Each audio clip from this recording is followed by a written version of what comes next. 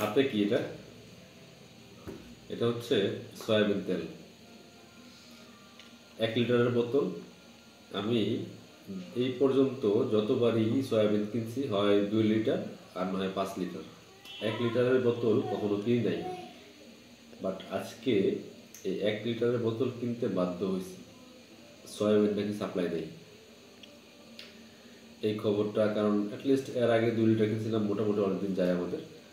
তো আজকে হঠাৎ বাসা থেকে ফোন দিয়েছে তেল লাগবে। তো রেগুলার যেহেতু থেকে কেনাকাটা করি, আমি তো নিশ্চিন্ত করে গেলাম, বললাম ভাই তেল দেন 2 লিটার। বললো তেল নাই। নাই বলতে কোনো বোতলই নেই, বলো না সাপ্লাই নেই। ওই দোকান নাকি 4 থেকে 5 দিন যাবৎ, গত 4 থেকে 5 দিন যাবৎ সয়াবিন নাই। আমারে বলে আপনি কি জানেন না আমি কি? বলে যে 4-5 দিন যাবৎ সাপ্লাই নেই কোম্পানিতে। বলে কি? পরে আরেকটা বড় দোকানে গেলাম, ওখানেও নাই।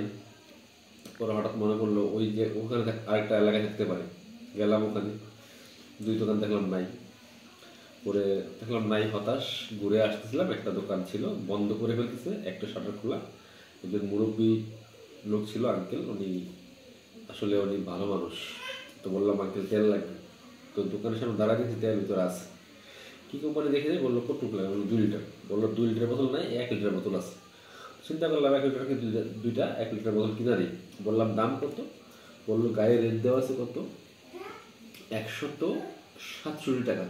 বললো গায়ের রেট যেটা আছে এটাই দিবেন। 167 টাকা করে দুটো রাখছে আমার কাছে, 334 টাকা। বেশি দেখে নেই উনি, যাক ওনাকে ধন্যবাদ। কি কোম্পানি? সান। কোম্পানি দেখার সময় নেই ভাই, এখন তেল তো পাওয়া যায় না। তো বলতেছে কোম্পানি থেকে সাপ্লাই নেই। এক একজন এক এক কথা বলতেছে, কেউ বলতেছে দাম বাড়াবে, কেউ বলতেছে ইম্পোর্ট নাই, নানান কথা। আসলে কি জানি না তো ভাই। আবার কেউ বলে সয়াবিন খাওয়া বাদ দিলাম, ভুলে যান, সরিষার তেল খান। ভালো, সয়াবিনের কোনো উপকার নেই আমি একটু জানি। সরিষার তেল উপকার আছে, কিন্তু এখনের দিনের মহিলারা রাঁধতে পারে না সরিষার তেল দিয়ে, অভ্যাস হয়ে গেছে সয়াবিন। যাক, ওই বিষয়টা আমি পরে আসি। এটাই বলি, ঘটনাটা কি? আসলে কি সয়াবিন সাপ্লাই নেই, ইম্পোর্ট হয় না, দাম বাড়বে, আল্লাহ জানে। ভাই 90 টাকা, 100 টাকা, 110 টাকার তেল 167 টাকা দিয়ে কিনতেছি, তারপরও নাই। যদি দাম বাড়ানোর জন্য সাপ্লাই বন্ধ করা হয়, কত বাড়াবেন জানি না। এই সাধারণ মানুষের উপর আর কত কি জিনিসপত্রের দাম বাড়বে, যারা এই সব প্রোডাক্ট উৎপাদন করে কোম্পানিগুলি যাবে, আর আল্লাহ ভালো জানে। তো আজকে তো আমি ভাবছিলাম তেল পাবোই না। অনেক হয়তো কিনা থাকে 5 লিটার, 10 লিটার বা 2-3 লিটার কিনা থাকে। আমাদের ভাই এত পয়সা নাই যে এক্সট্রা কিনা রাখবো, যখন যেটা দরকার নাই, শেষ হয়ে গেছে বলে তখন যাই দোকানে কিনতে।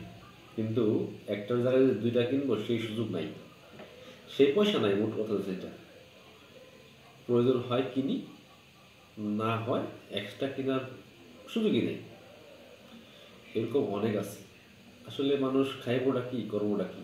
প্রত্যেকটা জিনিসের দাম এত, মানে ইনকামের সাথে খরচের কোনো সামঞ্জস্য নাই, করা অসম্ভব না।